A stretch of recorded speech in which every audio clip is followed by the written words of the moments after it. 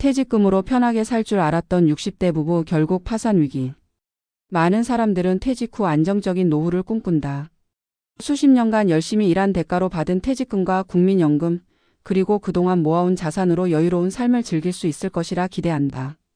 그러나 현실은 다르게 흘러가는 경우가 많다. 평균 수명이 늘어나면서 예상보다 더 긴 노후를 대비해야 하며 물가는 지속적으로 상승하고 의료비 부담도 커지고 있다.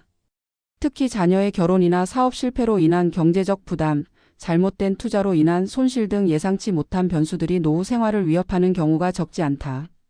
이 글에서는 퇴직금을 기반으로 노후를 계획했던 한 60대 부부의 사례를 통해 퇴직 후 재정 관리의 중요성과 실패 요인에 대해 살펴본다. 그리고 전문가 칼럼을 통해 현실적인 해결책과 전략을 제시함으로써 보다 안정적인 노후를 준비하는 방법을 모색해 보고자 한다. 일장 퇴직금을 믿었던 60대 부부의 현실. 김영수 가명 65세 씨와 그의 아내 박정희 가명 63세 씨는 전형적인 중산층 부부였다. 김 씨는 35년 동안 대기업에서 근무한 후 60세에 정년퇴직을 했다. 그는 퇴직금 3억 원과 국민연금, 그리고 약간의 개인 저축이 있었기에 노후에 대한 걱정이 크지 않았다. 부부는 그동안 고생한 자신들에게 보상하는 의미로 해외여행을 다녀오고 거주하던 아파트를 좀 더 넓은 곳으로 이사했다. 또한 자녀들의 결혼 비용을 일부 지원하며 부모로서의 책임을 다했다. 하지만 문제는 예상보다 빠르게 찾아왔다. 먼저 김 씨의 건강이 나빠지면서 의료비 지출이 급증했다. 60대 초반까지만 해도 큰 질병이 없었지만 고혈압과 당뇨가 심해지면서 매달 약값과 병원비로 수십만 원이 나갔다. 게다가 뜻밖에도 아내 박 씨가 무릎 수술을 받아야 했고 재활치료비가 부담으로 다가왔다. 둘째, 자녀 문제였다. 큰아들이 사업을 시작했지만 몇 년 만에 실패했고 이에 따른 부채를 갚기 위해 부모에게 손을 벌렸다. 부모로서 외면할 수 없었던 김 씨 부부는 결국 퇴직금 일부를 아들의 빚을 갚는 데 사용했다. 하지만 사업은 다시 회생하지 못했고 지원한 돈도 대부분 날아갔다. 셋째, 잘못된 재정 관리였다. 퇴직 후 부부는 은행 예금만으로 생활하기엔 이자가 적다고 판단하여 부동산 투자에 뛰어들었다. 하지만 예상과 달리 부동산 시장이 침체되면서 매입한 오피스텔이 장기 공실 상태에 빠졌고 이자 부담만 늘어났다. 결국 5년 만에 퇴직금 대부분이 사라졌고 부부는 남은 생활비 마련을 위해 아르바이트를 알아봐야 하는 처지가 되었다. 이처럼 퇴직 후 예상치 못한 지출이 발생하면 금방 경제적 위기에 처할 수 있다. 그렇다면 퇴직금을 안전하게 관리하고 안정적인 노후를 보내기 위해 어떤 전략이 필요할까? 다음은 전문가들이 권장하는 구체적인 재정 관리 방법이다. 1. 퇴직금 사용 계획을 철저히 세워라.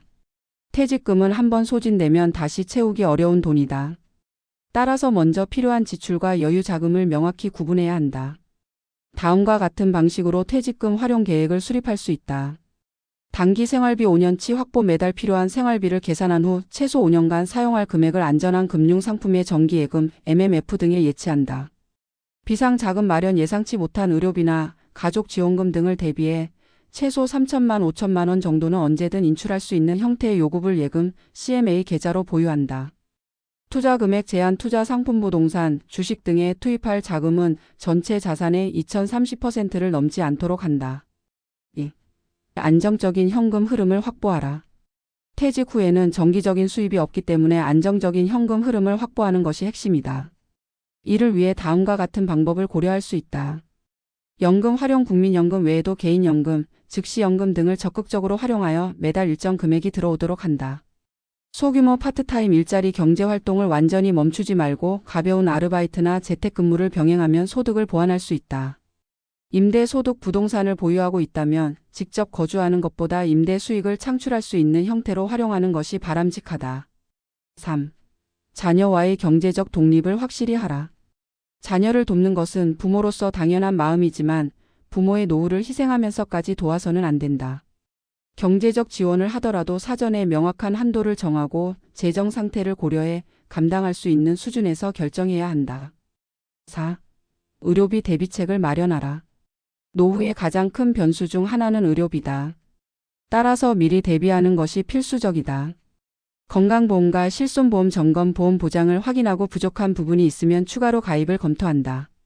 건강관리 습관, 의료비 절감을 위해 평소 건강을 유지하는 것이 중요하다. 규칙적인 운동과 건강한 식습관을 실천하면 병원비를 줄이는 데 큰 도움이 된다. 5. 감정적인 소비를 줄이고 합리적인 소비 습관을 기르라. 퇴직 후에는 새로운 소비 습관을 형성하는 것이 중요하다. 젊을 때와 같은 소비 패턴을 유지하다 보면 자산이 빠르게 소진될 수 있다. 특히 여행, 고급 소비재, 자동차 구매 등은 신중히 결정해야 한다. 김영수 씨 부부의 사례는 우리에게 퇴직 후 재정 관리의 중요성을 다시 한번 상기시켜준다. 퇴직금을 충분히 모았다고 해서 무조건 안심할 수는 없다. 인생의 후반전을 안정적으로 보내기 위해서는 철저한 계획과 신중한 재정 운영이 필수적이다. 퇴직 후에도 적극적으로 현금 흐름을 관리하고 불필요한 소비를 줄이며 의료비와 자녀 지원 문제를 미리 고려해야 한다. 지금이야말로 노후 준비를 다시 점검할 때다.